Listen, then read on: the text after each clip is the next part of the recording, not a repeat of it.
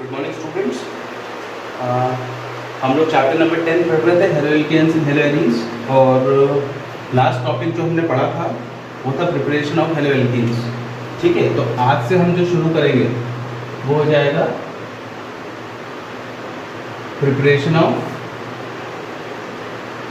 Hello arenes. Preparation of haloalkanes हमने पढ़ लिया, कौन कौन से मेथड हैं एल्केन्स को बनाने के वो हमने देख लिए। अभी हम देखेंगे प्रिपरेशन ऑफ हेलो एरीन्स। ठीक है, अब हेलो एरीन्स को जैसे हमने हेलो एल्केन्स के लिए पढ़े अलग अलग मेथड थे बनाने के लिए, वैसे ही हेलो एरीन्स को बनाने के लिए हमारे पास बहुत सारे अलग अलग मेथड हैं। ठीक है, हेलो एरीन्स को हम रिप्रेजेंट कर रहे हैं जिससे ARX। ठीक है, जिसमें AR स्टैंड्स फॉर एरीन्स और X स्टैंड्स फॉर हेलोजन, है ना। मतलब हम कुछ ऐसा बनाने की कोशिश कर रहे हैं जिसमें ऐसा एक बेंजीन रिंग हो और उसके ऊपर हमारे पास यहाँ पर एक X हो। ठीक है, या मोनो सब्स्टिट्यूटेड हो या एक से ज़्यादा X लगे हुए हो। तो ये जो कंपाउंड हमारे पास बनकर आएगा, इस कंपाउंड को हम क्या बोल रहे हैं, हेलो एरीन्स। ठीक है, अब हेलो एरीन्स बनाने के लिए जो पहला मेथड हम ले रहे हैं उस मेथड को हम बोल रहे हैं डायरेक्ट हेलोजिनेशन। यहाँ हम बोल रहे हैं इसको डायरेक्ट हेलोजिनेशन। ठीक है, डायरेक्ट हेलोजिनेशन का मतलब क्या? डायरेक्ट हेलोजिनेशन का मतलब हो गया जहाँ पर आप हेलोजन के रिएक्शन सीधे सीधे एरीन के साथ करवा देते हो डायरेक्टली, है ना। यहाँ इसका मतलब हो गया रिएक्शन ऑफ एरीन या फिर बेंजीन डायरेक्टली विथ हेलोजन। ठीक है, तो अगर बेंजीन की रिएक्शन हेलोजन से डायरेक्टली होती है तो उस रिएक्शन को बोल रहे हैं डायरेक्ट हेलोजिनेशन। और इस डायरेक्ट हेलोजिनेशन को भी हम दो कैटेगरी में डिवाइड कर रहे हैं, है ना। पहला हम ले रहे हैं nuclear halogenation reaction. Nuclear halogenation reaction. ठीक है, ये जो डायरेक्ट हेलोजिनेशन हमने लिखा है, this direct halogenation is also known as electrophilic substitution. तो हम क्या बोल रहे हैं, इलेक्ट्रोफिलिक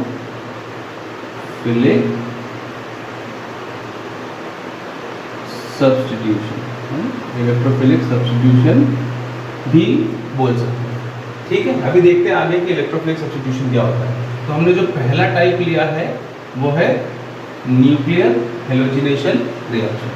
न्यूक्लियर हेलोजिनेशन रिएक्शन का मतलब है कि जहां पर आपका जो हेलोजन है जो बेंजीन से रिएक्ट कर रहा है वो बेंजीन के न्यूक्लियर कार्बन के ऊपर जाकर सब्स्टिट्यूट होता है। कैसे? ये हमारा बेंजीन है ना, ये हम बेंजीन बनाते हैं इस तरीके से। तो इस बेंजीन में यहाँ पर हर जगह क्या प्रेजेंट है, कार्बन, है ना। यहाँ कौन है, कार्बन, और इस हर कार्बन के साथ कौन है, हाइड्रोजन। यहाँ हर जगह क्या आ गया, हाइड्रोजन। तो ये सारे कार्बन जो बेंजीन रिंग में प्रेजेंट हैं, इन कार्बन को हम बोल रहे हैं क्या, न्यूक्लियर कार्बन। और अगर इस न्यूक्लियर कार्बन के हाइड्रोजन को मैं हटा दूं और X से रिप्लेस कर दूंगा ना, यहाँ से हम कर रहे हैं -H और अंदर भेज रहे हैं क्या, +X। मतलब X को अंदर भेज रहे हैं, H को बाहर कर रहे हैं, तो वो जो रिएक्शन हुई, that reaction is called nuclear halogenation. ठीक है, अब इस न्यूक्लियर हेलोजिनेशन रिएक्शन को करवाने का बहुत सिंपल सा तरीका है। हम ये बोल रहे हैं कि बेसिक रिएक्शन ये है, बेंजीन है हमारे पास, इसकी रिएक्शन हम X2 के साथ कर रहे हैं। ये रिएक्शन नॉर्मल टेम्परेचर मतलब 310 से लेकर 320 केल्विन टेम्परेचर पर हो रही है, और साथ में हम एक हेलोजन कैरियर ले रहे हैं, हेलोजन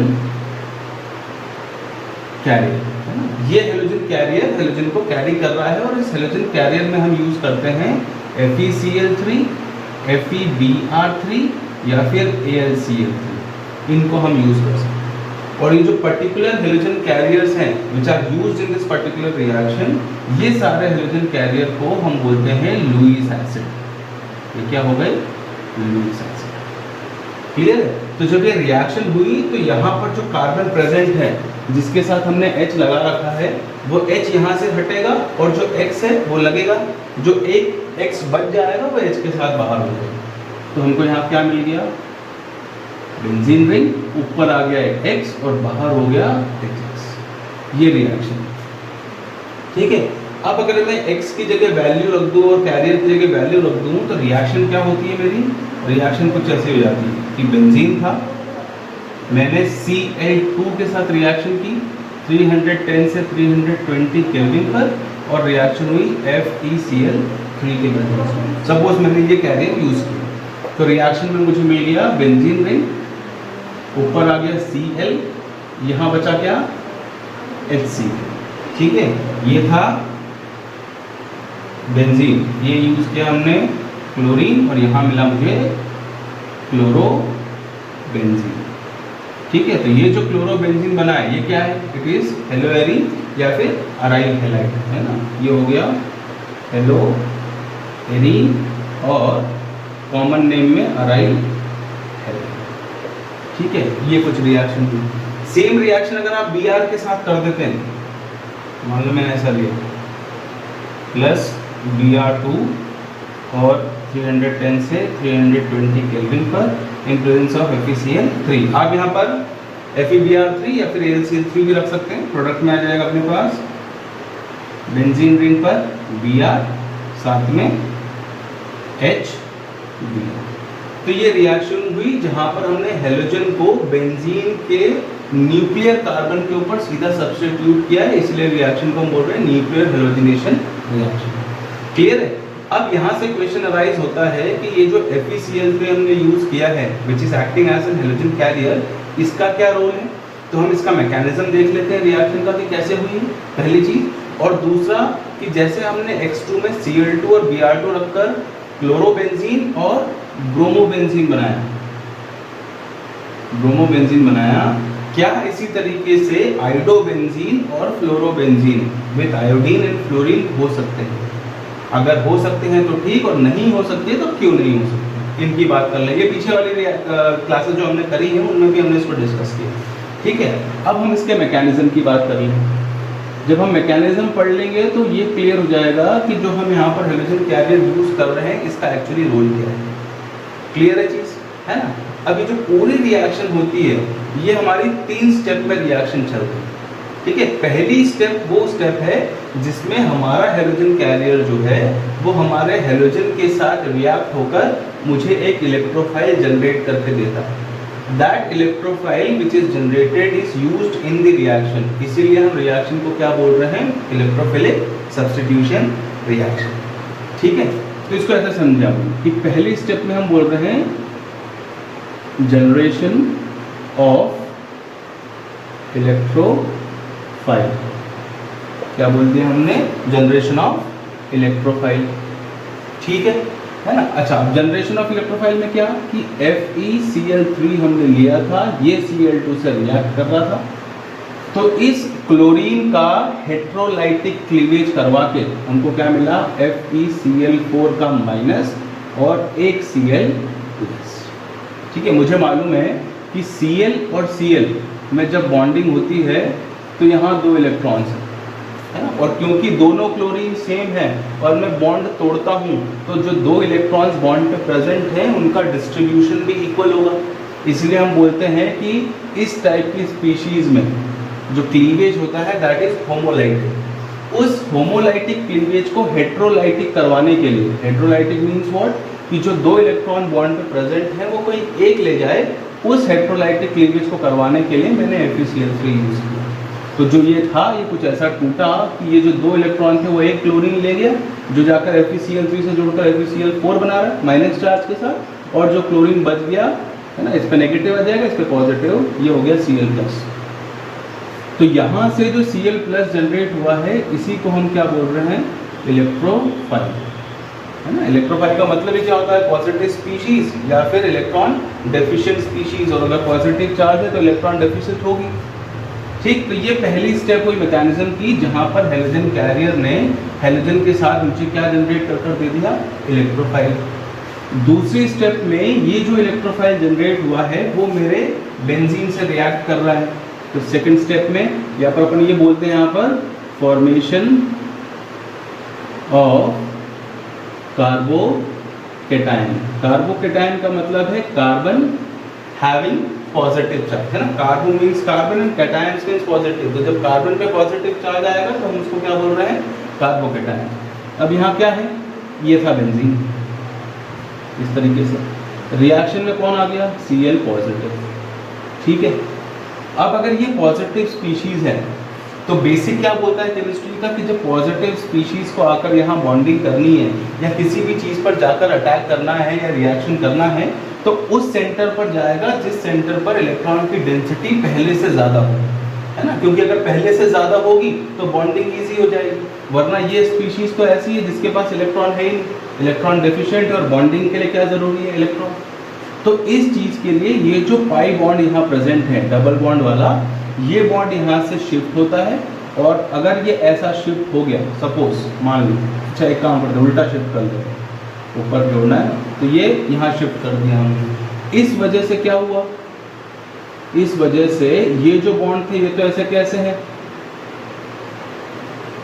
ये बॉन्ड ऐसे कैसे हो गए, ये जब शिफ्ट हुआ तो यहाँ से चला गया तो यहाँ पॉजिटिव आ गया, और यहाँ आ गया तो यहाँ नेगेटिव आ गया। यहाँ पहले से एक H प्रेजेंट है, ठीक है, और जो पॉजिटिव चार्ज आया है, सॉरी नेगेटिव चार्ज आया है, उस पर ये Cl पॉजिटिव जुड़ जाएगा, तो यहाँ कौन आ गया, एक Cl, ये बना।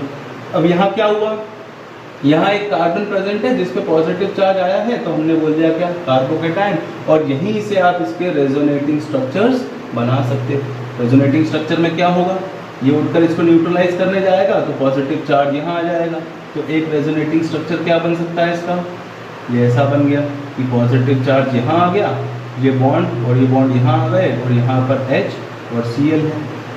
सेम इसी तरीके से ये आकर इसको यहाँ न्यूट्रलाइज करेगा तो ये आकर यहाँ पॉजिटिव चार्ज बनाएगा, तो थर्ड रेजोनेटिंग स्ट्रक्चर क्या बन जाएगा अपना, कुछ ऐसा बन जाएगा कि ये बॉन्ड बना लेगा, यहाँ पॉजिटिव चार्ज और यहाँ पर H और Cl।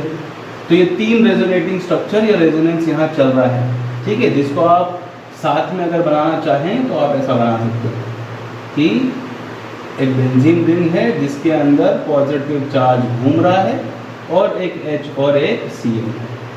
तो पहली स्टेप जो इस पूरी रिएक्शन की थी that was generation of electrophile, और दूसरी रिएक्शन जो थी that is formation of carbocation. अब जो थर्ड स्टेप है वो है डीप्रोटोनेशन, है ना। जो कार्बोकैटायन हमने बनाया उसमें से एक प्रोटॉन निकल जाए। अब प्रोटॉन मतलब क्या, देखो हाइड्रोजन है, पीरियोडिक टेबल का पहला एलिमेंट है, एटॉमिक नंबर 1 होता है, कॉन्फ़िगरेशन लिखते हैं 1 के शेल में एक इलेक्ट्रॉन, है ना। और इस हाइड्रोजन में एक इलेक्ट्रॉन होता है और एक प्रोटॉन, न्यूट्रॉन इज 0। तो जब आप इस H को H+ में बदल देते हो तो पॉजिटिव चार्ज कब लगा, जब एक इलेक्ट्रॉन निकाल दिया। और क्योंकि हाइड्रोजन के अंदर क्या है, एक इलेक्ट्रॉन है और एक प्रोटॉन है, तो जब एक इलेक्ट्रॉन आपने निकाल दिया तो क्या बचा, एक प्रोटॉन, इसीलिए H positive is considered as proton. तो जब हम इस रिएक्शन में से H पॉजिटिव निकाल देंगे then that is called as deprotonation, ठीक है। ये जब बॉन्ड यहाँ से हट गया था तो चार्ज हमने लाए थे, अगर इस बॉन्ड को वापस लाना है तो मुझे चार्ज न्यूट्रलाइज करना पड़ेगा, ठीक है। तो जैसे मान लो मेरे पास ये था, मैं ये वाला रेजोनेटिंग स्ट्रक्चर ले रहा हूँ, ठीक है, यहाँ पॉजिटिव चार्ज था, दो बॉन्ड थे और यहाँ पर H और Cl था। तो यहाँ पर जो दो इलेक्ट्रॉन हैं वो यहाँ शिफ्ट होकर वापस बॉन्ड बना लेंगे और यहाँ से H बाहर हो जाएगा विद पॉजिटिव चार्ज। तो ये हो गया डीप्रोटोनेशन और मुझे मिल गया क्या, वापस बॉन्ड, और यहाँ आ गया Cl माइनस हो गया कौन, H पॉजिटिव। तो ये बना, क्लियर चीज़ है ना। अच्छा, ये जो H पॉजिटिव निकला है ये कैसे निकला होगा, तो वो निकला है जब ये बची, ये तो हमने इलेक्ट्रोफाइल को यूज़ कर लिया है यहाँ पर, ये जो बच गया था वो यहाँ रिएक्शन में FeCl4 माइनस। तो इस FeCl4 माइनस के पास एक्स्ट्रा क्या है, Cl माइनस, क्योंकि न्यूट्रलाइज कंडीशन में क्या था FeCl3, और यहाँ से यहाँ आने में क्या जुड़ गया था, एक Cl माइनस। तो ये जो Cl माइनस एक एक्स्ट्रा है वो यहाँ से H+ को ले जाएगा और क्या बना लेगा, HCl, और खुद क्या बन जाएगा, FeCl3। तो ये रिएक्शन कि हम जो FeCl3, FeBr3 या AlCl3 को यूज़ कर रहे हैं that is acting as an halogen carrier and catalyst. Catalyst वो जो रिएक्शन को करवाए और रिएक्शन से वैसा का वैसा बाहर आए, ठीक है।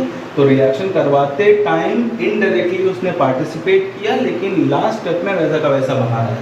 पहले हेलोजन से रिएक्ट कर कर इलेक्ट्रोफाइल जनरेट किया, उस इलेक्ट्रोफाइल ने बेंजीन पे रिएक्ट कर कर कार्बोकेटायन बनाया, उस कार्बोकेटायन से डीप्रोटोनेशन हुआ बचे हुए कंपाउंड के साथ और हमको हमारा प्रोडक्ट विद कैटलिस्ट निकला। तो ये हुई रिएक्शन जहाँ पर न्यूक्लियर हेलोजिनेशन किया आपने for preparing chlorobenzene and bromobenzene, है ना। अब इस पूरी रिएक्शन में अगर मैं यहाँ पर Br रख देता हूँ Br2, तो मुझे ब्रोमीन वाली रिएक्शन मिल जाएगी। अभी ये क्लियर है, ठीक है। अब बात आती है दो कि जैसे मैंने यहाँ पर X2 में Cl2 और Br2 रखा, वैसे क्या मैं F2 रखकर फ्लोरोबेंजीन और I2 रखकर आयोडोबेंजीन बना सकता हूँ, ठीक है। तो क्योंकि अगर मैं मान लो F2 रखता हूँ, फ्लोरीन रखता हूँ, तो पीरियोडिक टेबल में फ्लोरीन का साइज क्या है, छोटा, और उस छोटे साइज की वजह से उसकी रिएक्टिविटी बढ़ जाती है। रिएक्टिविटी ज़्यादा होगी तो एनर्जी जो निकलेगी रिएक्शन से वो बहुत ज़्यादा होगी, reaction will be highly exothermic, और उस रिएक्शन की वजह से जो C और H के बीच का बॉन्ड टूट रहा है ना, फॉर रिएक्शन फॉर सब्स्टिट्यूशन, उसी के साथ साथ C और C के बीच का बॉन्ड भी टूट जाएगा, क्योंकि एनर्जी की वैल्यू क्या है, ज़्यादा। तो रीज़न ये हुआ कि फ्लोरीन यूज करने पर, क्योंकि रिएक्शन वॉयलेंट है, हाईली एक्सोथर्मिक है, तो कार्बन हाइड्रोजन बॉन्ड तो तोड़ती है, साथ में कार्बन कार्बन बॉन्ड भी तोड़ती है, और हमारा जो कंपाउंड होता है उसकी आइडेंटिटी लूज हो जाती है, इसीलिए फ्लोरिनेशन करना इज नॉट पॉसिबल। बात आती है आयोडोनेशन की, तो रिएक्शन क्या होनी चाहिए आयोडोनेशन की, बहुत सिंपली रिएक्शन ये होनी चाहिए कि बेंजीन है ना, इस तरीके से बेंजीन है, रिएक्शन में कर रहा हूँ इसका I2 से, रिएक्शन हो रही है, मुझे मिल रहा है बेंजीन के ऊपर आयोडीन और बाहर हो रहा है HI, ठीक है। तो ये रिएक्शन पॉसिबल तो है आयोडीन की, आप आयोडोबेंजीन बना तो सकते हो, लेकिन इस पूरी रिएक्शन में ये जो HI निकलता है, ये रिएक्शन को रिवर्स करने की कैपेबिलिटी रखता है। तो आयोडोबेंजीन जो बना वो HI के साथ रिएक्ट कर वापस क्या दे देता है मेरे को, बेंजीन। तो being a reversible reaction iodobenzene कराना भी मेरे लिए पॉसिबल नहीं है। रीजन ये हो गया due to the basic nature of HI, strong base की तरह HI काम कर लेता है। ये क्लियर हो गई चीज। तो ये अभी हमने डायरेक्ट हेलोजिनेशन का पहला चीज देख लिया, that is nuclear halogenation reaction, ठीक है, जिसके अंदर हमने फ्लोरिनेशन और ब्रोमिनेशन की बात की, मैकेनिज्म की बात की, फ्लोरिनेशन क्यों नहीं हो सकता और आयोडोनेशन क्यों नहीं हो सकता है इसकी बात की, ठीक है। अब इसमें दो चार चीजें और हैं, हम उसकी बात करते हैं, ठीक। चलिए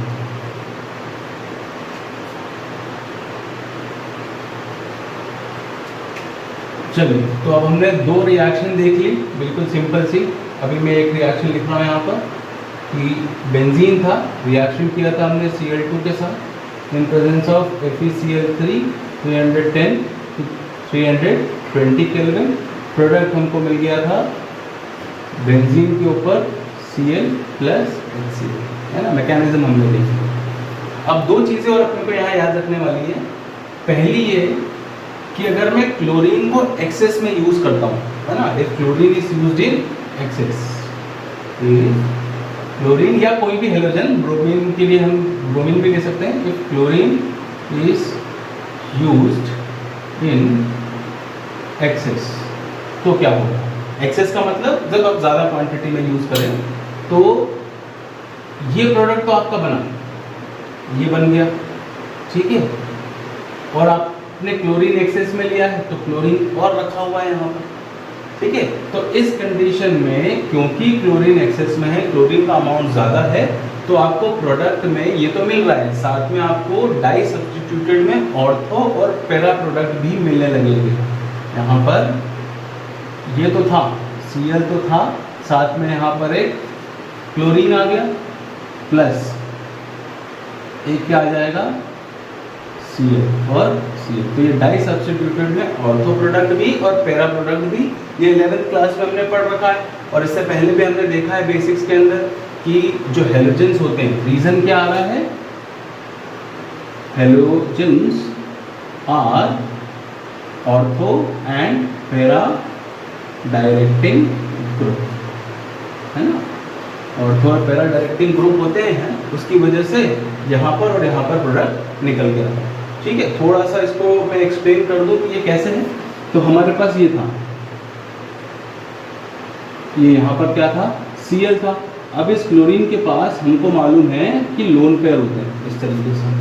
तो जब ये प्रोडक्ट बना है तो ये जो लोन पेयर है वो रिंग के साथ कॉन्जुगेशन दिखाएगा, रेजोनेंस दिखाएगा।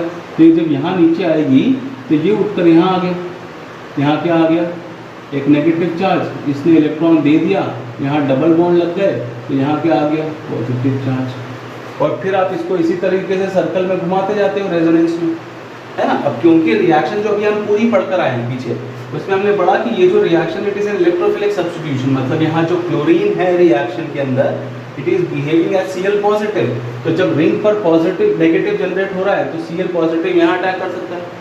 रेजोनेंस क्या बोलता है कि ये घूम भी सकता है, तो यहाँ भी नेगेटिव चार्ज आ सकता है घूमने की वजह से। उस केस में ये यहाँ पर आ जाएगा और ये ऐसा हो जाएगा, तो यहाँ पर भी Cl पॉजिटिव हो सकता है। तो उस लोन पेयर की वजह से जो रेजोनेटिंग इफेक्ट काम कर रहा है उसकी वजह से यहाँ पर Cl ऑर्थो पे और पैरा पे आ रहा है। और ये तब पॉसिबल है जब आप क्लोरीन को यूज कर रहे हो किसमें, एक्सेस में। ये पहली चीज। दूसरी चीज कि अगर मेरे पास बेंजीन की जगह सब्स्टिट्यूटेड बेंजीन है ना, in case of substituted benzene, ठीक है। सब्स्टिट्यूटेड बेंजीन मतलब कैसा, जैसे मान लो मैंने लिया बेंजीन के ऊपर CH3, दिस इज टॉलीन, और इस केस में मैंने क्लोरीन के साथ ऐसी रिएक्शन कराई है FeCl3 के प्रेजेंस में, ठीक है। तो यहाँ पर भी आपको प्रोडक्ट मिलेगा सेम उसी तरीके से कि क्लोरीन जो है वो ऑर्थो पे भी जा सकता है और पैरा पे भी जा सकता है। तो प्रोडक्ट हमको क्या मिल जाएगा, इस तरीके से दो प्रोडक्ट हमको यहाँ मिल सकते हैं, Cl with CH3 para substituted and CH3 with Cl that is ortho substituted. Clear. और यहाँ बाहर क्या हो रहा है, HCl। तो इसका मतलब ये नहीं कि दो प्रोडक्ट बन रहे, इसका मतलब ये कि जो क्लोरीन हम सब्स्टिट्यूट कर रहे हैं उसका सब्स्टिट्यूशन ऑर्थो पे भी पॉसिबल है और पैरा पे भी पॉसिबल है। तो कुछ में ऑर्थो पे हो गया, कुछ में पैरा पे हो गया, मिक्सचर ऑफ प्रोडक्ट आए। जो ज़्यादा स्टेबल होगा वो मेजर हो जाएगा, जो कम स्टेबल होगा वो माइनर हो जाएगा। ये हम केमिकल प्रॉपर्टीज के अंदर पढ़ेंगे कि कब मेजर और कब माइनर प्रोडक्ट हमको मिलते हैं। क्लियर है चीज़। तो ये दो एक्स्ट्रा चीज़ें। अब हमने यहाँ पर चार चीज़ें पढ़ी। डायरेक्ट हेलोजिनेशन तो हमने पढ़ लिया क्या है, साथ में दो चीज़ हमने ये पढ़ी कि फ्लोरिनेशन क्यों नहीं कर सकते हैं, सेकंड हमने पढ़ा हाइड्रोनेशन क्यों नहीं होता है। उसके बाद थर्ड हमने देखा कि अगर हम क्लोरीन को या हेलोजन को एक्सेस में यूज़ करें तो क्या होगा। तो हमने देखा कि ऑर्थो और पैरा सब्स्टिट्यूटेड प्रोडक्ट बनते हैं, क्यों, because halogens are ortho and para directing group. और फोर्थ हमने देखा कि अगर सब्स्टिट्यूटेड बेंजीन लिया जाए तो क्या होगा। क्लियर है चीज़। तो यहाँ पर हमने डायरेक्ट हेलोजिनेशन की बात कर ली, ठीक है। अब अभी हम देखते हैं साइड चेन हेलोजिनेशन। जो हमने बोला था कि हेलोजिनेशन से कर रहे थे, इलेक्ट्रोफिलिक सब्स्टिट्यूशन कर रहे थे, उसमें डायरेक्ट हेलोजिनेशन में फर्स्ट हमने देखा न्यूक्लियर हेलोजिनेशन।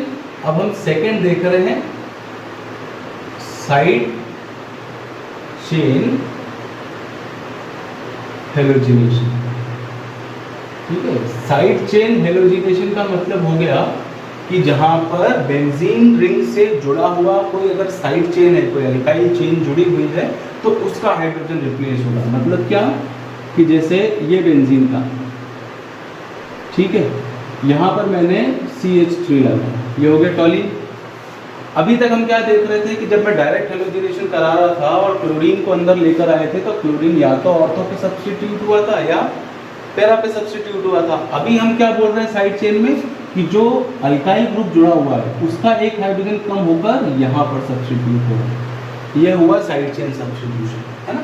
मतलब हम न्यूक्लियर कार्बन के ऊपर का हाइड्रोजन नहीं हटा रहे, हम ये बोल रहे हैं कि रिएक्शन में जब हम हाइड्रोजन यूज कर रहे हैं तो जो साइड चेन जुड़ी हुई है उसका हाइड्रोजन हटता है और क्या लग जाता है, X लग जाता है, ठीक है। अब इसकी रिएक्शन देखें अपन, जैसे मान लो ये है अपने पास बेंजीन है, यहाँ पर अपने पास क्या है CH3, मैंने रिएक्शन सिंपली कर दी किससे, X2 के साथ, ठीक है। ये X2 के साथ रिएक्शन हुई। अब ये रिएक्शन के लिए स्पेसिफिक टेम्परेचर हो गया 383 केल्विन और रिएक्शन सनलाइट के प्रेजेंस में हो गई, तो टेम्परेचर बदल गया। जब ये रिएक्शन हुई तो मुझे यहाँ प्रोडक्ट मिल गया क्या, बेंजीन के ऊपर बेंजीन के ऊपर CH2 और X है ना। अगर मैं यहाँ पर Cl2 कर देता हूँ, क्लोरीनेशन कर देता हूँ, तो यहाँ क्या आ गया Cl और बाहर हो गया HC। ये रिएक्शन बनेगा। तो इस टाइप की जो रिएक्शन होती है, ये सारी रिएक्शन जहाँ पर हमारा जो अल्काइल ग्रुप बेंजीन के साथ जुड़ा हुआ होता है सब्स्टिट्यूटेड चेन में, उस रिएक्शन को हम बोल रहे हैं साइड चेन सब्स्टिट्यूशन रिएक्शन। ठीक है। अच्छा, अब इसमें क्या इंपॉर्टेंट है जो अपने को देखना है या याद रखना है, वो भी देख लें अपन। ठीक, कि अगर पहली चीज ये तो हमने सिंपल सी रिएक्शन बोल दी कि ये ऐसा होता है, लेकिन अगर मैं क्लोरीन को एक्सेस में यूज करता हूँ कि halogen is used in excess, ज्यादा क्वांटिटी में यूज करता हूँ, तो क्या होगा, है ना। वहां हमने देखा था कि जब हमने ज्यादा क्वांटिटी में यूज किया तो ऑर्थो पे भी सब्स्टिट्यूशन हुआ और पैरा पे भी सब्स्टिट्यूशन हुआ। यहाँ हम क्या बोल रहे हैं कि जब हम ज्यादा क्वांटिटी में यूज कर रहे हैं तो जैसे एक H सब्स्टिट्यूट हुआ था, वैसे यहाँ पर मल्टीपल H सब्स्टिट्यूट हो सकते हैं। मतलब कुछ ऐसा कि बेंजीन के ऊपर CH3 था, रिएक्शन हुई Cl2 के साथ in presence of sunlight, H का सिंबल बना दिया हमने। ठीक है, साथ में यहाँ पर 383 केल्विन। तो जब रिएक्शन हुई हमको मिल गया बेंजीन के ऊपर CH2 Cl, बाहर हो गया क्या HCl, है ना, वो मैं नहीं लिख रहा हूँ। अब यही रिएक्शन में जब हम क्लोरीन को हम क्या ले रहे हैं, एक्सेस में ले रहे हैं, हम ये बोल रहे हैं कि रिएक्शन आगे बढ़ेगी, फिर से क्लोरीन से रिएक्शन हो जाएगा, यहाँ से एक H और एक Cl फिर निकल जाएगा, तो हमको मिल गया बेंजीन के ऊपर CH Cl2, और उसके बाद एक स्टेप और आगे बढ़ जाएगी रिएक्शन, क्योंकि क्लोरीन एक्सेस में है, तो हमको मिल जाएगा बेंजीन के ऊपर CCl3। तो जब आप एक्सेस में हेलोजन को यूज कर रहे हैं तो मल्टीपल सब्स्टिट्यूशंस हो रहे हैं, यहाँ हो रहा है मल्टीपल सब्स्टिट्यूशन, और इस मल्टीपल सब्स्टिट्यूशन के कारण बार बार आपका जो H है साइड चेन वाला वो हट रहा है और आपका क्लोरीन सब्स्टिट्यूट हो रहा है। ये पहली चीज। दूसरी चीज कि जब आपकी बेंजीन के ऊपर जो साइड चेन जुड़ी हुई है उसमें एक से ज्यादा कार्बन हो जाए, ठीक है, मतलब हम क्या बोल रहे हैं कि if long alkyl chain is present on benzene, benzene के ऊपर अगर लंबी अल्काइल चेन है, जैसे सपोज मैंने लिया बेंजीन, ऊपर ले लिया CH2 CH3, ठीक है, पहले एक मिथाइल ग्रुप था, अभी एक इथाइल ग्रुप है, तो यहाँ दो कार्बन है। अब यहाँ पर यहाँ से भी हाइड्रोजन रिप्लेसमेंट है और यहाँ से भी हाइड्रोजन है। तो इस कंडीशन में हम क्या बोल रहे हैं कि जब आप इसका क्लोरीन से रिएक्शन करवाएंगे सनलाइट में 383 केल्विन पर, तो इस कंडीशन में जो हेलोजिनेशन होता है वो प्रेफरेंशियली उस कार्बन से होता है जो बेंजीन रिंग से सीधा सीधा जुड़ा हुआ है, मतलब ये हुआ, है ना। तो इस कार्बन को हम बोलते हैं बेंजाइलिक कार्बन, बेंजाइलिक कार्बन या फिर बेंजाइलिक कार्बन। तो जो सब्स्टिट्यूशन होगा that will be from benzylic carbon, तो हमको कुछ ऐसा मिल जाएगा, बेंजीन के ऊपर CH Cl और CH3, ठीक है। आप चाहो तो Cl को अलग भी लिख सकते हैं ना, इसको ऐसा भी लिख सकते हैं, बेंजीन रिंग सीधा एक H और एक Cl और बचा क्या CH। अगर एक्सेस में होगा तो ये वाला भी हट जाएगा और Cl हो जाएगा। क्लियर है चीज। तो ये हुई दोनों रिएक्शन। पहली हमने बोली क्या, हेलोजिनेशन के अंदर डायरेक्ट हेलोजिनेशन, जिसके अंदर दो था, फर्स्ट था न्यूक्लियर सब्स्टिट्यूशन और दूसरा हो गया साइड चेन सब्स्टिट्यूशन। क्लियर है चीज। तो अभी हम जो पढ़ रहे थे, है ना, वो क्या था, प्रिपरेशन ऑफ हेलो एरिन्स। और इस प्रिपरेशन ऑफ हेलो एरिन्स में पहला हमने बोला था डायरेक्ट हेलोजिनेशन, और इस डायरेक्ट हेलोजिनेशन को नाम दिया था इलेक्ट्रोफिलिक सब्स्टिट्यूशन, ठीक है। इस डायरेक्ट हेलोजिनेशन में पहला था न्यूक्लियर हेलोजिनेशन, जिसकी हमने इससे पहले बात की, और दूसरा था साइड चेन हेलोजिनेशन, ठीक है, जिसकी अभी हमने बात की। ये क्लियर है चीज, है। तो प्रिपरेशन ऑफ हेलोजेनिन्स का पहला पॉइंट जो था डायरेक्ट हेलोजिनेशन, वो हमने खत्म कर दिया न्यूक्लियर हेलोजिनेशन और साइड चेन हेलोजिनेशन के नाम से। ठीक है, इसमें अभी कोई डाउट है? चलो, है ना। अब हम देखते हैं कि डायरेक्ट हेलोजिनेशन के बाद जो सेकंड मेथड है वो क्या है।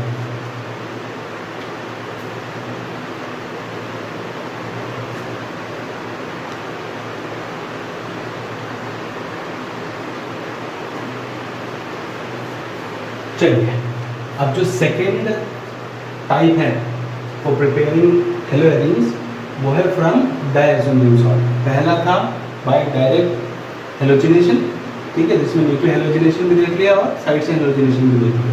दूसरा है फ्रॉम डायज़ोनियम सॉल्ट, जिसमें दो हैं, एक है बाय सैंडमेयर रिएक्शन और दूसरा है बाय गेटरमैन रिएक्शन। लगभग दोनों सेम है ना। गेटरमैन रिएक्शन जो है it is the modified form of Sandmeyer reaction. Sandmeyer reaction का ही थोड़ा सा मॉडिफाइड फॉर्म कौन है? Gattermann reaction. ठीक, अच्छा, अब डायज़ोनियम सॉल्ट को यूज करके कैसे बनाएं? तो जो सिंपल सी रिएक्शन है या फिर सैंडमेयर रिएक्शन क्या बोलती है, पहले तो वो देखेंगे। सैंडमेयर रिएक्शन में आप ArCl और ArBr मतलब क्लोरोएरीन और ब्रोमोएरीन स्पेशली बना सकते हैं। ठीक है, उसके लिए हम जनरली यूज़ करते हैं, अभी बात कर रहे हैं, और इसमें भी हम आयोडोएरीन की बात करेंगे। ठीक है, ये बना सकते हैं नॉर्मली।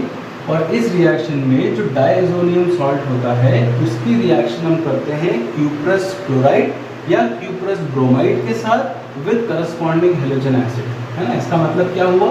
इसका मतलब हुआ रिएक्शन की अगर बात करें तो ये है बेंजीन, ऊपर है N2Cl, ये है डायज़ोनियम सॉल्ट, है ना। इसको हम बोल रहे हैं डायज़ोनियम सॉल्ट।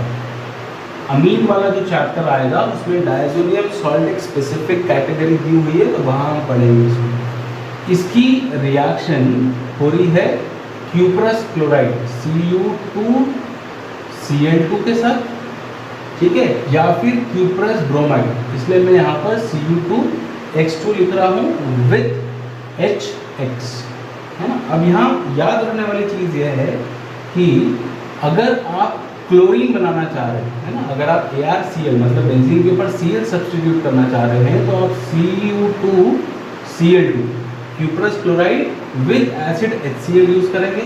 जो यहाँ X आएगा वही X यहाँ पर लेंगे, इसलिए हमने बोला करस्पॉन्डिंग एसिड चाहिए। और अगर आप Cu2Br2 ब्रोमीन सब्स्टिट्यूट कराना चाह रहे हैं तो यहाँ पर आप HBr लेंगे। ये एक स्पेसिफिक चीज़ है जो याद रखनी है। तो रिएक्शन होकर अपने को यहाँ क्या मिल जाएगा? बेंजीन, ऊपर आ जाएगा X, this X can be Cl और कैन बी Br, जो डिपेंड कर रहा है कि हम कैटलिस्ट क्या ले रहे हैं। बाहर आ जाएगा N और साथ में HX, जो भी हम लिखना चाहें। ठीक है, यहाँ जो X यूज कर रहे हैं वो X यहाँ सब्स्टिट्यूट हो रहा है और यहाँ का X H के साथ HCl बनाकर बाहर आएगा हमेशा। ठीक है, चाहे आप Cu2Cl2 लें चाहे Cu2Br2 लें, HCl आपको बाहर मिल जाएगा। ये क्लियर है चीज़, है ना, इसलिए अपने को इसको लिखने की जरूरत नहीं है, N2 लिखने की। ठीक, अच्छा, ये कहाँ से आया? डायज़ोनियम सॉल्ट की अगर हम बात करें तो इसको बनाने के लिए हम NaNO2 लेते हैं, सोडियम नाइट्राइट, और इसकी रिएक्शन कर देते हैं हम किसके साथ? HCl के साथ, हाइड्रोक्लोरिक एसिड। तो NaCl बाहर और HNO2 मिल जाता है, नाइट्रस एसिड मिल गया और NaCl बाहर हो गया। इसको हम लिख सकते हैं OHNO, ऐसा भी लिखते हैं ना, HNO2। ठीक, ये जो HNO2 बना है इसका रिएक्शन बेंजीन से करवा रहे हैं, तो बेंजीन था, इसका रिएक्शन HNO2 विद HCl, हम ये रिएक्शन यहाँ पर करवाते हैं, तो हमको यहाँ मिल जाता है बेंजीन विद N2Cl और बाहर हम कर देते हैं H2। क्लियर है? तो ये डायज़ोनियम सॉल्ट बनाने की रिएक्शन हो गई। ठीक है, बेंजीन से रिएक्शन नहीं है, एनिलीन से रिएक्शन।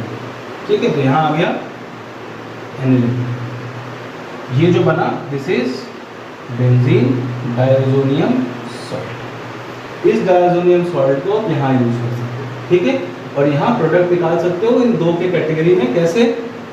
अगर सपोज मान लो आपको क्लोरीन चाहिए यहाँ पर, तो पहली रिएक्शन हो गई क्या कि बेंजीन था, N2Cl था, इसकी रिएक्शन कर दी Cu2Cl2 के साथ, है ना, इन प्रेजेंस ऑफ HCl, तो आपको मिल जाएगा बेंजीन विद Cl, बाहर हो गया N2।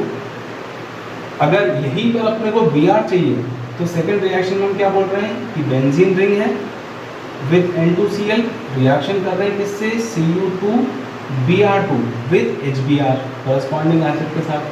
यहाँ अपने को मिल गया क्या, Br प्लस N2। क्लियर है चीज़, है ना। तो ये तो हमारा समझ में आ गया हमको क्या है कि अगर सैंडवेयर रिएक्शन हमको करनी है तो हम cuprous halide with corresponding acid reaction करवा सकते हैं, क्लोरीन वाला कंपाउंड और ब्रोमीन वाला बना सकते हैं। ठीक है, अब यहाँ एक चीज़ इंपॉर्टेंट है हमारे लिए, क्या कि अगर सैंडवेयर रिएक्शन से डायज़ोनियम सॉल्ट को यूज कर कर मुझे आइडोबेंजीन बनाना है ना, क्या बोल रहे हैं हम, फॉर प्रिपेयरिंग आइडोबेंजीन, तो इसके लिए रिएक्शन बिल्कुल सिंपल सी है कि बेंजीन है हमारे पास विद N2Cl और इसके लिए ले लिया हमने Ki। What is Ki? Ki is potassium iodide aqueous condition में, और सिर्फ इसको वार्म कर दिया, है ना, कुछ भी ये सब करने की जरूरत नहीं है, सिर्फ ये सैंडवेयर रिएक्शन से अलग पार्ट है। ठीक, तो आइडोबेंजीन बनाने के लिए मैंने बेंजीन या डायज़ोनियम सॉल्ट लिया, बेंजीन के ऊपर N2Cl, एक्वस Ki से रिएक्शन किया, मुझे सीधे सीधे क्या मिल गया, बेंजीन के ऊपर I, बाहर हो गया N2 और यहाँ का Cl और यहाँ का K, क्या आ गया, Kc। ठीक है, तो आयोडीन को बेंजीन रिंग में सब्स्टिट्यूट करने का सबसे सिंपल तरीका यह है, जहाँ पर आप एक्वस Ki के साथ सिर्फ थोड़ा सा गर्म कर दो, रिएक्शन हो जाती है और आइडोबेंजीन मिल जाता है। इसीलिए हम ये बोलते हैं कि आइडोबेंजीन बनाने के लिए जो सबसे ज़्यादा यूजफुल मेथड है वो यही वाला है। पीछे हमने देखा था डायरेक्ट प्यूरिफिकेशन पॉसिबल नहीं था बिकॉज HI बन रहा था और रिएक्शन को रिवर्स कर रहा था। यहाँ हम क्या बोल रहे हैं कि रिएक्शन बहुत आसानी से हो जाती है, इसीलिए जब भी हमको आइडोबेंजीन वाला या आयोडीन सब्स्टिट्यूटेड वाला बेंजीन कंपाउंड बनाना है तो हम इस वाले रिएक्शन को यूज़ करते हैं। क्लियर है, ये याद रखना। ठीक, तो ये तो बात हो गई सैंडवेयर रिएक्शन की कि सैंडवेयर रिएक्शन क्या है। ठीक है, अब बात करते हैं हम गेटरमैन रिएक्शन की कि किस तरीके से गेटरमैन रिएक्शन जो है वो सैंडवेयर से अलग है और क्या मॉडिफाइड फॉर्म। तो ये जो सिंपल सी रिएक्शन हमने बोली क्या कि बेंजीन डायज़ोनियम सॉल्ट जो था N2Cl, इसकी रिएक्शन जब आपने cuprous halide with corresponding acid की थी तो सैंडवेयर रिएक्शन हुआ था। यहीं पर हम बदल दें, क्यूप्रस हैलाइड को हटाकर सिर्फ कॉपर पाउडर यूज कर लें, है ना। रिएक्शन क्या है, Cu with HX। अब HX में अगर क्लोरीन करना है तो then this HX can be HCl और ब्रोमीन करना है तो HBr। ठीक है, तो जब आप सिर्फ कॉपर पाउडर यूज करते हैं और यहाँ पर कंपाउंड बना लेते हैं क्या, बेंजीन के ऊपर X कैन बी क्लोरीन और ब्रोमीन, बाहर हो गया N2 और HCl। ठीक है, ये H और ये Cl बाहर, यहाँ जो भी X होगा वो सब्स्टिट्यूट होगा। तो इस कंडीशन में जो रिएक्शन हुई है इस रिएक्शन को बोलते हैं गेटरमैन। तो क्यूप्रस हैलाइड के प्रेजेंस में अगर रिएक्शन करा रहे हैं तो सैंडवेयर करस्पॉन्डिंग एसिड के साथ, और कॉपर पाउडर के साथ अगर रिएक्शन करा रहे हैं हेलोजन एसिड लेकर तो रिएक्शन को बोल दिया गेटरमैन रिएक्शन। क्लियर है चीज। तो ये हमारा सेकेंड मेथड था for preparing haloarenes, that is from diazonium salt, जिसमें दो आ गए, एक सैंडवेयर रिएक्शन और एक गेटरमैन रिएक्शन। क्लियर है चीज, है ना। अब इसके बाद हमारे पास थर्ड मेथड है। ठीक है, थर्ड मेथड है by using silver salt of aromatic acids, from silver salt of aromatic acids. ये हमने पहले भी पढ़ा, जब हमने हेलो एल्केन्स बनाए थे तब भी हमने लिया था सिल्वर सॉल्ट कार्बोक्सिलिक एसिड का। यहाँ पर हम ले रहे हैं silver salt of aromatic acid. जैसे फॉर एग्जांपल ये है बेंजीन रिंग, ये ले लिया मैंने COOH, ये क्या है ना, ये हो गया बेंजोइक एसिड, बेंजीन के ऊपर COOH लगाए। अगर इसी एसिड का H हटा दें और यहाँ सिल्वर डाल दें तो ये हो गया क्या, silver salt of aromatic acid. तो इसका रिएक्शन अगर मैं ब्रोमीन के साथ करता हूँ, Br2 के साथ, ठीक है, तो सिंपल से रिएक्शन हो गई, Br1 यहाँ सब्स्टिट्यूट हो गया, ये आ गया यहाँ पर क्या Br, यहाँ से CO2 पूरा बाहर जो पहले किया था, और एक Ag एक Br को लेकर AgBr। तो सेम वही रिएक्शन है जो हमने पहले हेलोएल्केन्स में की थी, बस वहाँ पर यहाँ पर एलिफैटिक एसिड थे, कार्बोक्सिलिक थे या सॉल्ट थे, यहाँ पर एरोमेटिक एसिड के सिल्वर सॉल्ट थे। ये रिएक्शन हमने कर दी। This reaction is called Hunsdiecker reaction. Hunsdiecker reaction, ठीक है। जैसे ऊपर हमने पढ़ी सैंडमेयर गेटरमैन, ये हो गई हुन्स-डीकर रिएक्शन, थर्ड मेथड। और उसके बाद लास्ट मेथड आता है fourth, that is called commercial method. Industry में हेलोएल्केन्स हमको कैसे मिल रहे हैं? दिस इज नोन एज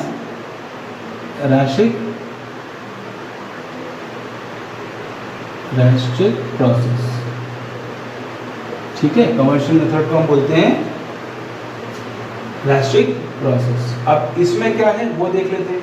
तो इसमें हम ले रहे हैं बेंजीन, सीधे सीधे C6H6, इसके रिएक्शन करा रहे हैं हाइड्रोक्लोरिक एसिड ऑक्सीजन के प्रेजेंस में, ठीक है।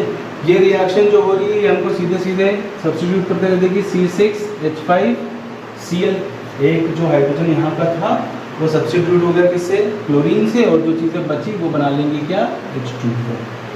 ये जो रिएक्शन हुई this is called commercial process या फिर रैस्टिक प्रोसेस, ठीक है। अब जो ऊपर वाली हमने हुन्स-डीकर रिएक्शन बोली है, यहाँ कैटलिस्ट में हम CCl4 को यूज़ कर लेते हैं एज सॉल्वेंट पूरी रिएक्शन कराने के लिए, और कमर्शियल मेथड में हम कॉपर क्लोराइड यूज़ कर लेते हैं CuCl2 विथ हीलियम, ठीक है। तो ये था प्रिपरेशन ऑफ व्हाट? हेलोएल्केन्स। पहला बोला, दो हमारे लिए इंपॉर्टेंट है। पहला डायरेक्ट हेलोजनेशन, जिसमें दोनों आ गया, न्यूक्लियर सब्स्टिट्यूशन और साइड चेन सब्स्टिट्यूशन, और दूसरा डायजोनियम सॉल्ट, जिसमें दो रिएक्शन आ गई, सैंडमेयर और गेटरमैन। थर्ड प्रोसेस इज हुन्स-डीकर, ये पहले भी पढ़ा हुआ है हमने, सेम है बिल्कुल, बस यहाँ पर एरोमेटिक आ गया, वहाँ एलिफैटिक था। And fourth is commercial method जो इंडस्ट्री में बनी, ठीक है। तो लास्ट क्लास में हमने प्रिपरेशन ऑफ हेलोएल्केन्स पढ़ लिया था, इस क्लास में हमने प्रिपरेशन ऑफ हेलोएरेन्स पूरा पढ़ लिया। अब जो नेक्स्ट क्लास होगी उसमें हम पढ़ लेंगे physical properties of haloalkanes and haloarenes, and then chemical properties, क्या क्या रिएक्शंस हैं केमिकली, उनकी हम बात करेंगे। क्लियर है? इससे रिलेटेड आपको अगर कोई भी डाउट रहता है तो आप कमेंट सेक्शन में नीचे डाल दें, ताकि मैं उसका आंसर आपको वहाँ दे दूँगा, ठीक। चलिए, इतना आप रिवाइज कर लें और इसके नोट्स बनाकर अपने पास रखें। Thank you.